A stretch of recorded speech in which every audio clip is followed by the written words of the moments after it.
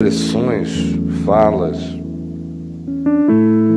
do apóstolo Paulo, mais conhecidas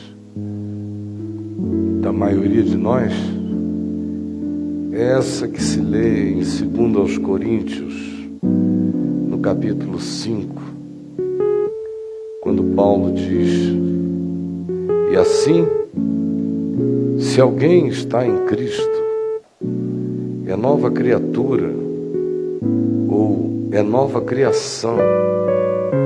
As coisas antigas já passaram, eis que se fizeram novas. E como a maioria das coisas que a gente ouve muito e repetitivamente, o significado disso aqui, a maioria de nós pensa que também já compreendeu. E ouve e não pensa. As repetições acontecem, a gente as ecoa, quase como um grito automático, mas irrefletidamente. E associamos uma expressão como essa: se alguém está em Cristo é uma nova criatura, uma nova criação, as coisas antigas já passaram, eis que tudo se fez novo, associamos a um monte de construções humanas que a gente vai desenvolvendo e adquirindo de outros, enquanto distraidamente a gente vai só ouvindo e repetindo, sem saber bem o que se ouve e se repete.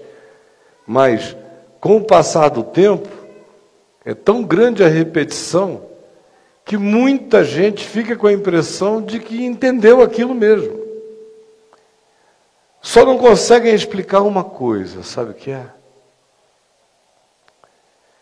É se alguém está em Cristo e se torna uma nova criação, as coisas antigas já passaram, eis que tudo se fez novo.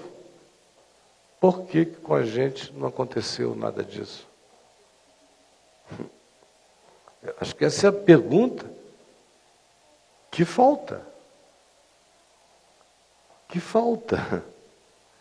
Porque se alguém está em Cristo e, em estando, se torna uma nova criatura, a ponto de que há um desvencilhamento do peso perturbador, neurótico, opressivo, angustiante, desviador de rotas, que pode ser promovido pelos ecos angustiosos e pelas presenças insistentes, fantasmagóricas do nosso passado, assombrando a nossa existência e desviando o nosso rumo.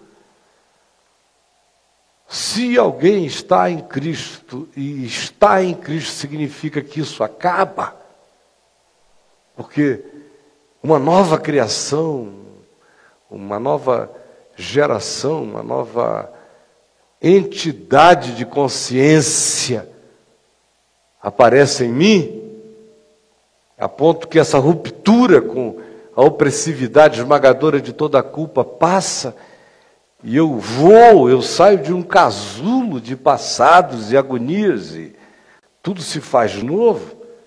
Se é assim, e se promete isto, e a vida da gente não manifesta isto, de duas uma: ou isso aqui é conversa fiada, não se cumpre na vida de ninguém, nem na vida de Paulo, é uma hipérbole fanática, é um exagero glorificante do significado do que Paulo chamava estar em Cristo, ou a gente não provou realmente o que isso quer dizer.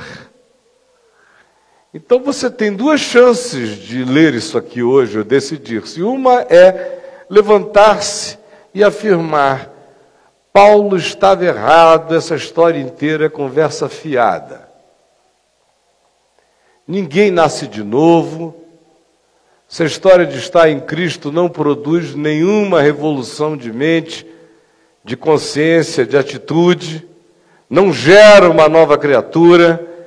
Eu continuo neuroticíssimo, apavorado, culpado, perseguido pelo meu passado, traumatizado, confuso, em dívida para com coisas que eu não entendo e que me oprimem e que alteram a minha jornada.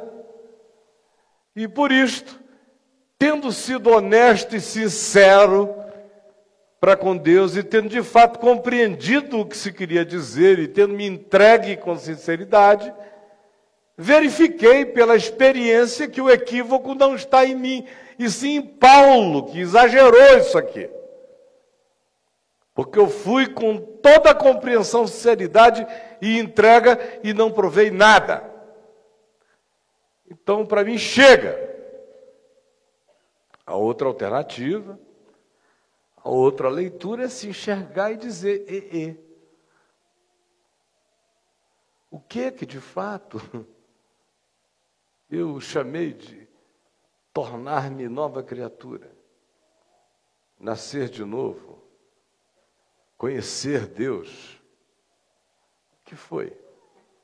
E aí provavelmente você descubra que você é fruto de uma compilação de declarações, essas sim, soltas, estanques, nervosas, fanáticas, religiosas, do tipo que diz é porque é assim porque é assim, dogmáticas, sem nenhum esclarecimento de como as coisas são e por que são, a fim de que alcancem o que se promete, o que se garante que, em sendo assim, assim será. E assim, e assim, e assim. Quando acontece assim, e assim, se alguém está em Cristo, é uma nova criatura. E assim o que, então? O que venderam para nós é que e assim acontece depois que a gente é batizado. Você foi batizado, cara, entra lá, tem gente até que fica muito confusa, porque diz, eu não quero ser batizada por aspersão, porque é pouca água na cabeça, é pouca transformação. O cara quer um mergulho, como um amigo meu que eu tinha acabado de tirar da penitenciária, tínhamos sido amigos na adolescência, primeira juventude, ele foi preso traficando não sei quantos quilos de pó no Rio, e foi para a cadeia, e fez contato comigo de lá, eu tinha uma certa intimidade com a cadeia, e comecei a mandar livros, ele se converteu, enfim. Quando ele cumpriu o tempo dele, eu fui lá pegá-lo. E levei-o para minha casa, nós chegamos lá, ele falou, não, vamos direto para o meu batismo. Só que é o seguinte, ele é um tipo assim, engraçado, estou a fim de me batizar aqui no Atlântico. E tu afoga mesmo, hein? Mas deixa, lava, porque é muita coisa para sair, Caio. Eu falei, vamos lá agora. Está querendo simbolizar com o Atlântico. A gente te joga em Atlântida, se você quiser. Fui lá e o batizei, porque ele não ia ter a sensação psicológica de passagem com um pouquinho de água na cabeça. Tamanho era o acúmulo na mente do homem. Então, precisou da simbolização, a gente exagera na simbolização por amor ao indivíduo buscador do significado. Mas a primeira coisa que se associa a esse novo nascimento é ao batismo. Se ensinou isso para nós no Ocidente desde sempre. E algumas religiões cristãs guardam isso como uma chave de poder. Por isso é que, em alguns desses cultos, criancinhas precisam ser batizadas assim que nascem, para não dar o azar de morrerem subitamente e irem para o limbo, como pagães que não vão nem para um lugar nem para o outro, porque sem aquela água, aquela administração, onde o produto coletado pela Gaeb é santificado para a vida eterna, estranhamente se transforma numa medicina de regeneração, todo mundo está perdido.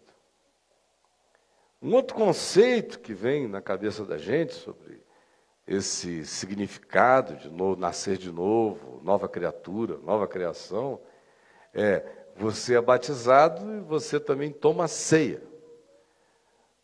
E aí também, e ainda, o princípio pagão, operativo, dos elementos energizados, transubstanciados, como a hóstia que vira o corpo de Cristo, na Igreja Católica, mas nos outros cultos, ainda que se brigue contra essa ideia do ponto de vista doutrinário, não seja isso que se ensine, mas do ponto de vista da pagelança, do significado que se atribui ao pãozinho.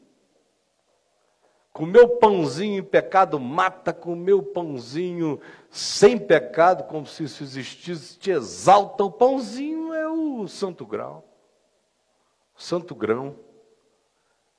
É o pãozinho. Opera mudanças. Associa-se também ao fato de que a gente nasceu de novo e a coisa está em processo sendo de nós, a contribuição financeira, especialmente de 40 anos para cá, quando isso foi virando uma das condições sine qua non para que se veja o reino dos céus é botar dízimo, dar dinheiro. Sem dinheiro, ninguém entra no reino dos céus. E o reino dos céus não entra em ninguém. Aí as pessoas vão colecionando os mitos vinculados ao que opera a transformação. E você agrega isso, tipo, não hoje, mas no passado, a leitura da Bíblia. Uma pessoa que não lesse a Bíblia todo dia não manteria nada de Deus na vida. Alguns aqui ainda nasceram nesse tempo, em que um dia, sem uma leitura bíblica, era um pedaço de salvação que se perdia. Era um naco de santificação que ia embora. O cara, se ficasse um mês com acesso à Escritura e não a lesse, ele já se sentia desviado da graça divina no passado. Alguns ecos disso ainda estão presentes entre nós hoje. E há uma quantidade imensa de outras coisas que se poderia acrescentar, todas elas fabricações humanas. Todas. Que são as que fazem o indivíduo se sentir incluído, se sentir pertencendo, se sentir regenerado. Regeneração por água na cabeça, regeneração por pão, regeneração por dinheiro e contribuição, regeneração por leitura, regeneração por frequência. Essa é a profundidade do milagre. É assim que supostamente ele acontece. Aí todo mundo entra nesse esquema, faz isso e a vida não muda. Depois que passa o período da empolgação, do entusiasmo emocional, do encontro humano, cultural e também da impressão de que agora sim, enfim, entrou-se num lugar que parece um portal. Quando você começa a dar caneladas no portal, você vai vendo que é um portão, depois você vai vendo que é uma tramela, depois vai vendo que em alguns lugares, é apenas uma porta de curral, e não um portal. Aí a decepção é imensa. Aí nesse momento em que os êxtases produzidos só na superfície da pessoa, das empolgações, dos novos encontros, novas relações, vão dando lugar às realidades do cotidiano e você começa a ver que o que você chamava de minha experiência maravilhosamente grandiosa de transformação não sobrevive a uma canelada e às contradições do encontro humano. Aí o indivíduo começa a dizer, aonde estava aquilo que eu tinha e perdi? Todo mundo aqui já viveu isso. Onde estava e eu perdi? Procure e não acha. Cadê a nova criatura? Onde ela foi? Me descobri sozinho, a nova criatura me abandonou. Foi embora. Não me explicou o que ia fazer. Nova criatura, onde estás? Aí a gente alguns ficam invocando a nova criatura que durou 6 meses na vida deles de empolgação juvenil, 6 meses de adolescência espiritual, uma empolgação de acampamento, de fase, de estação. Nova criatura, onde estás? E a nova criatura não volta e não diz para onde foi. A sua nova criatura foi embora? Onde foi parar a sua nova criatura? Você nunca mais a achou? Ninguém a acha em você também? A sua esposa olha e diz, escuta, teve um tempo que eu achei que tinha uma nova criatura em você, mas não estou achando criatura nenhuma nova em ti, criatura. Estou não, só a velha criatura. O marido teve até uma certa esperança nela, e agora encontra só a avó dela nela, a mãe dela nela, o pai dela nela, o que é pior, tira mais o desejo masculino, quando o cara encontra o pai na esposa, é um horror. Vai chegar nela, ai meu Deus, meu sogro, está lá, dá uns arrepios, dá um ruim, como o pessoal diz, né? Terrível. Porque a nova criatura foi embora, ficou o sogro, a sogra, ficou ela piorada, ela invejosa, ela religiosa, ela crente. Meu Deus, sem nova criatura, mas ficando o crente, é um insuportável, né? Porque o que salva o crente é a nova criatura. Um crente sem uma nova criatura, meu Deus, é um ente pavoroso. O cara fica assim, igual a gente. Tudo crente, sem nova criatura. O que Paulo está querendo dizer quando ele fala aqui isso? Ele não solta de paraquedas isso aqui, não larga na nossa cabeça. Isso tudo começa numa sucessão de é assim, e assim, e assim. Tem uma certa lógica operativa aqui. Verso 11 de 2 Coríntios 5 diz, e assim, conhecendo o temor do Senhor. Aí a gente chega, por exemplo, no verso 16 e diz, assim que nós daqui para frente, e aqui embaixo diz, assim, se alguém está em Cristo. Há uma sucessão de causas empurrando a gente para a nova criatura. Realidades que ou são elas que vão se implantando e fazem desabrochar na gente a nova criação, ou são elas que, inevitavelmente, quando o milagre da palavra de Deus opera o surgimento de uma nova semente no nosso coração, planta em nós, semeia em nós a semente da vida eterna. Assim, o sêmen do meu Pai eterno, semeado em mim pela palavra, e começa a crescer como semente, o fruto que ela dá, são esses frutos associados a esses assim, assim, assim.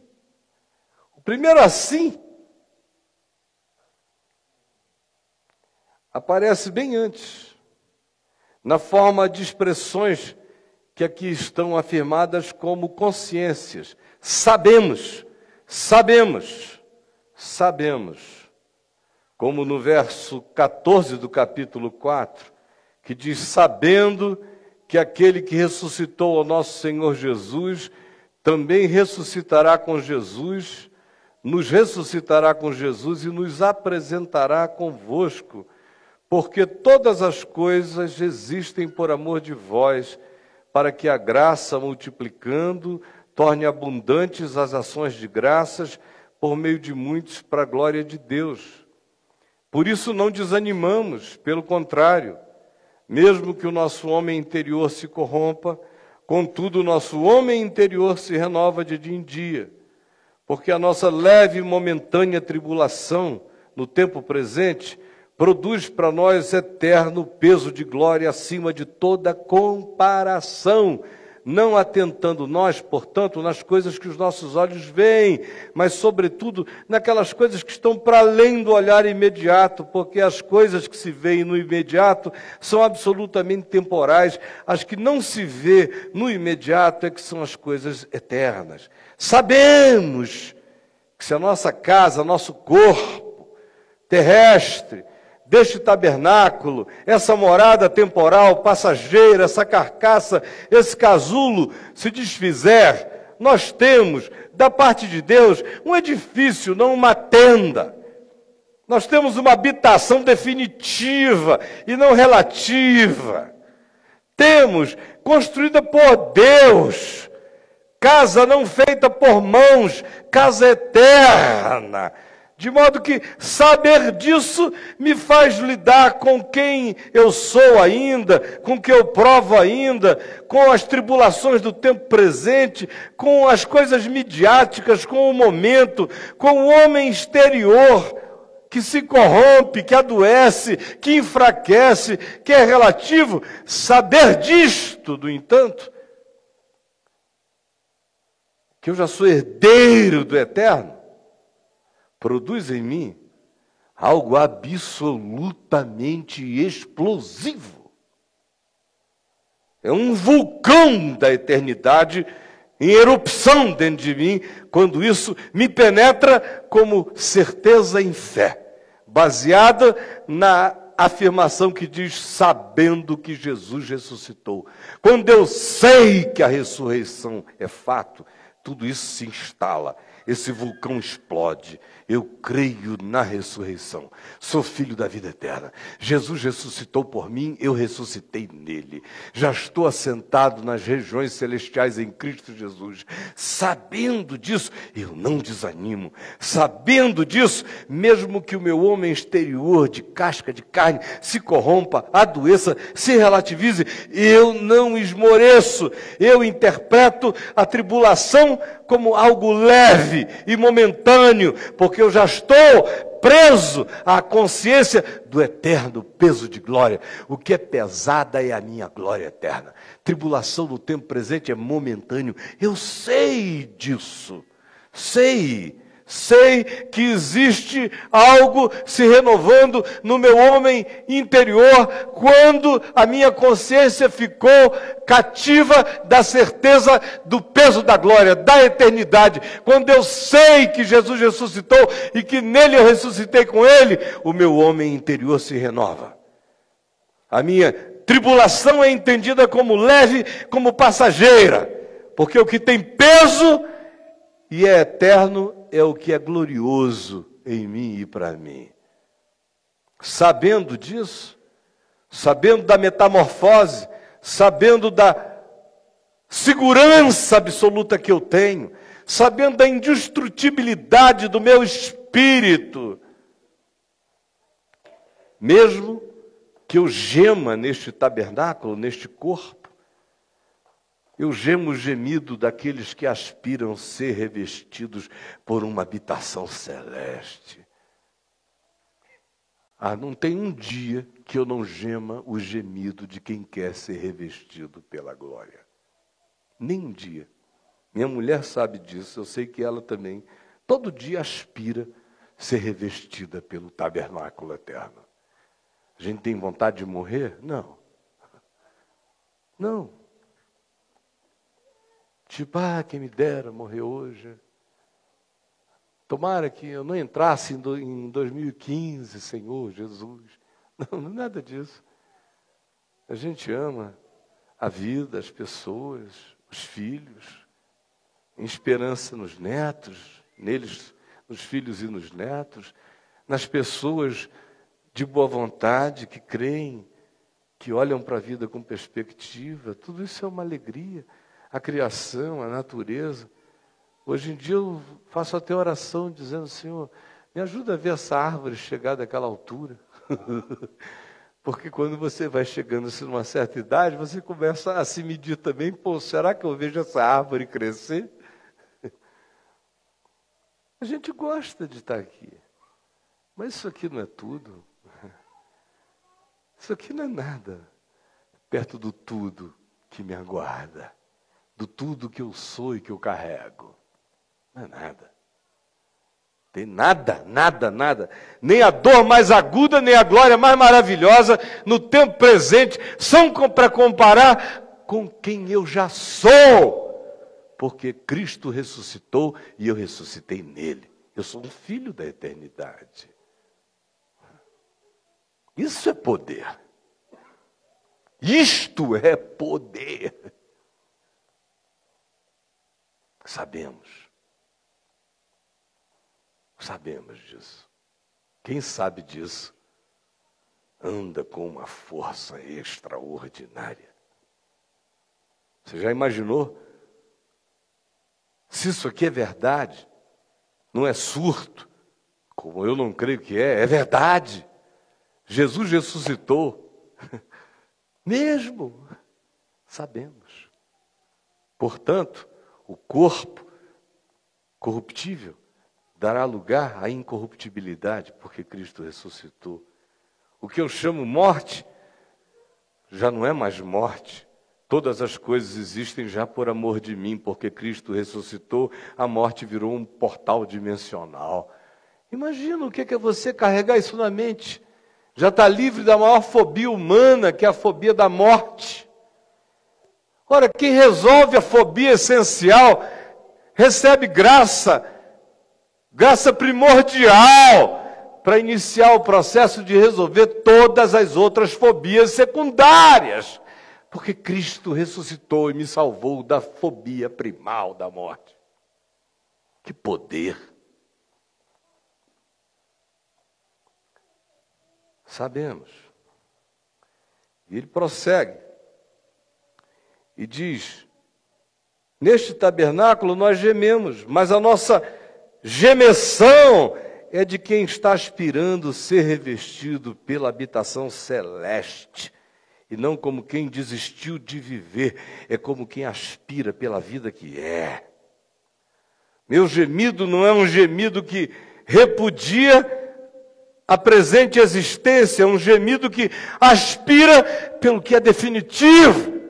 Com gratidão eu vivo o que é relativo, mas todo dia eu confesso que a minha grande aspiração não está aqui, que a minha grande aspiração é ser revestido de glória eterna. Essa é a minha vocação. Eu sou glorioso como Cristo Jesus ressuscitado. Esta é a minha vocação e a sua vocação para ser, para existir, para almejar, para esperançar-se na vida. Pois, na verdade, os que estamos neste corpo, gememos angustiados, não por querermos ser desvestidos do corpo, por querermos morrer. Não. Nós gememos angustiados porque nós desejamos apenas que o mortal em nós seja absorvido pela vida. O mortal em mim. Em mim só tem mortalidade. E em você? O mortal. Tua tara, tua compulsão, tuas venetas, o mamífero doido dentro de mim e de ti, a mamífera surtada, o bicho, o animal, ou o anjo vaidoso que anda em você. É o mortal, que apresenta a minha conta de relatividade todo dia na minha cara. É o mortal. É a minha impaciência, é o mortal. A minha capacidade de antipatizar é o mortal. O poder do juízo que cresce em mim e faz de mim uma pessoa tão cheia de julgamentos contra o próximo é o mortal. Eu aspiro que esse caio mortal seja absorvido pela vida em Cristo Jesus. Seja chupado para me tornar como Ele. E continuarei a ser eu, exatamente como Ele.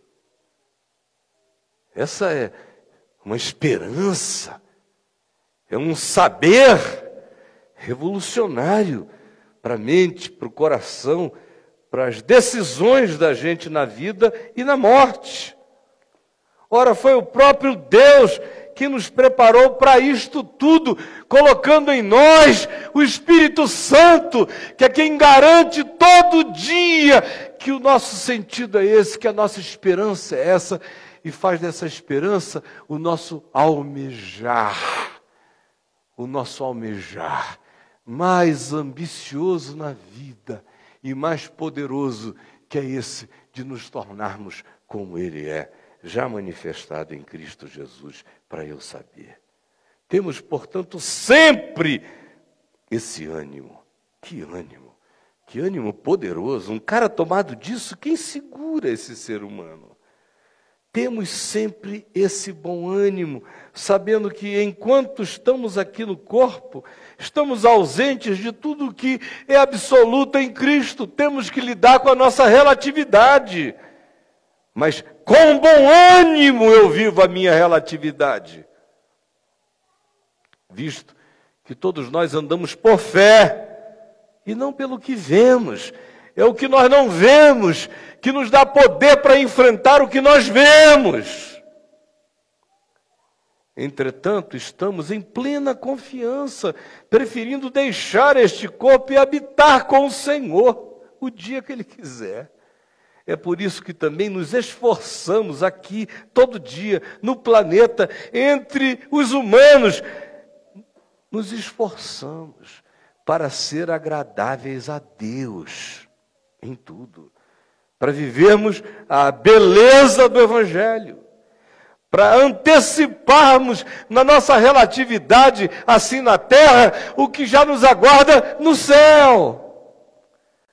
Porque importa que chegue a hora e o dia em que toda a consciência compareça perante a luz de Deus, para receber segundo o bem ou o mal que tiver feito por meio da sua expressão histórica.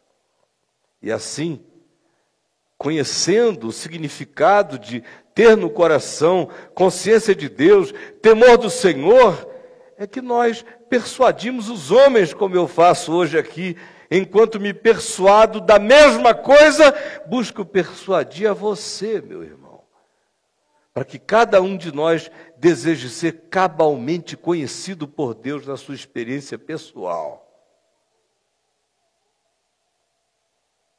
E Paulo prossegue e diz, verso 14, pois o amor de Cristo é que nos trouxe até aqui, foi termos encontrado e termos crido, e termos sido iluminados para discernirmos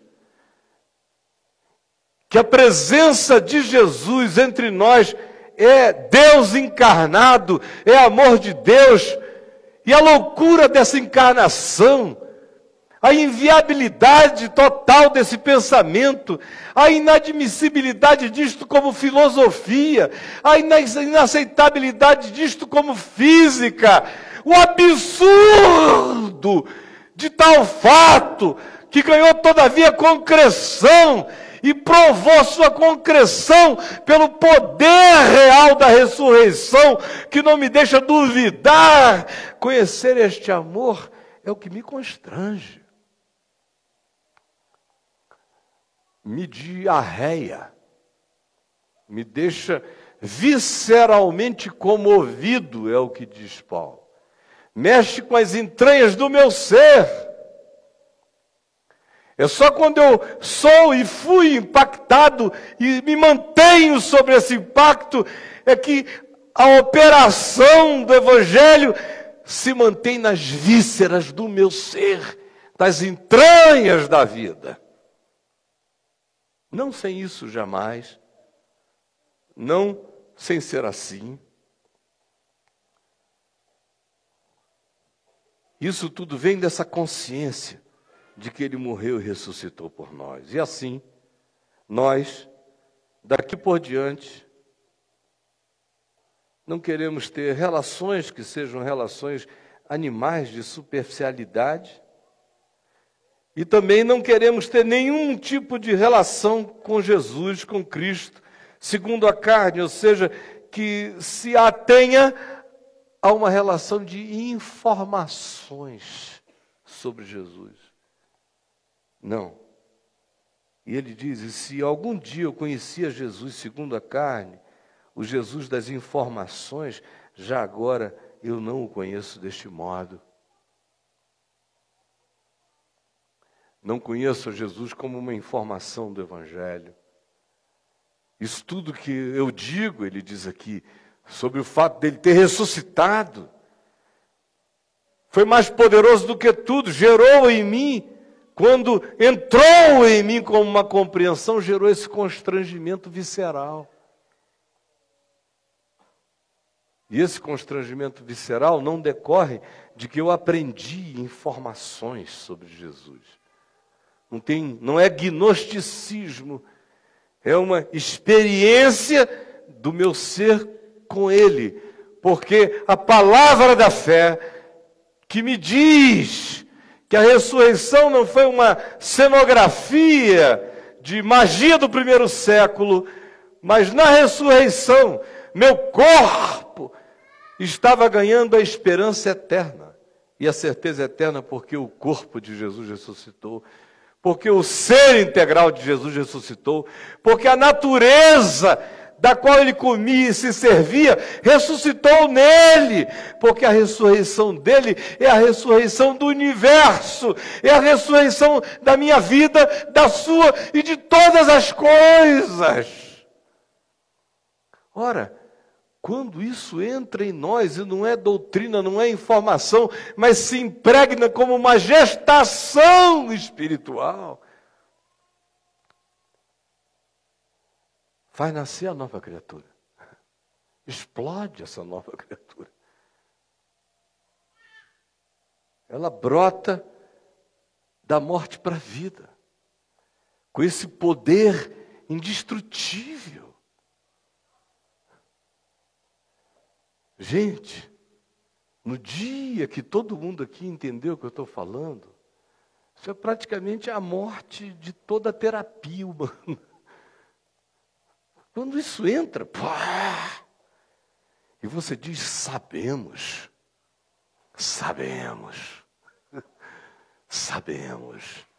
que se esse corpo terrestre deste tabernáculo se desfizer, nós temos da parte de Deus o indestrutível. Sabemos que somos filhos da ressurreição. Sabemos que estamos tomados pela vida eterna. Sabemos que o nosso alvo é andar todo dia aqui na direção de nos tornarmos no tempo e espaço, ainda que relativamente, alguém que caminha na direção de ser o que em Cristo já nos tornamos. E sabendo que nem morte, nem vida, nem opressão de nenhuma natureza, nem a angústia do tempo presente, nem os gemidos, que tudo isso faz parte apenas de um processo que já tem um poder maior, indicando a certeza de que tudo que geme em nós, geme em esperança, no aguardo de sermos absorvidos pela vida. Quem quer que gema os gemidos de uma esperança que é expectante de ser absorvido pela vida da ressurreição, é mais do que vencedor em tudo. E explode neste mundo como uma nova criação. Fica doente como todo mundo? Fica. Sente tristeza como todo mundo? Sim. Sofre as dores que todos sofrem? Sofre. Mas sofre diferente. Adoece diferente, morre diferente, vive diferente. Estranhamente, o corpo vira só um casulo. Cada vez mais a sua consciência fica acima do casulo, dizendo, sabemos. Dando ordens ao casulo, transcendendo ao casulinho e dizendo, sabemos. Quem mantém no coração essa chama acesa inapagável, esses vão vencer, vão continuar como uma nova criação em renovação todo dia. E as coisas antigas vão passar, os traumas, as culpas, tudo isso, porque quem ressuscitou em Cristo dos mortos sabe que Jesus morreu pelos nossos pecados e ressuscitou para a nossa justificação.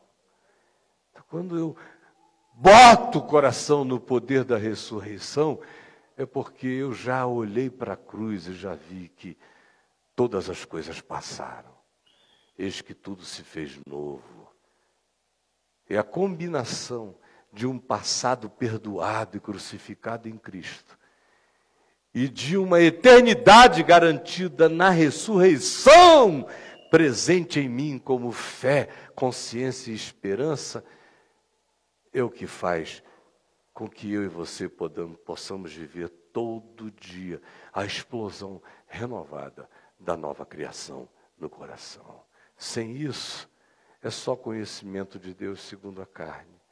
E a promessa do Evangelho nunca se manifesta como um bem para nós. É só blá, blá, blá.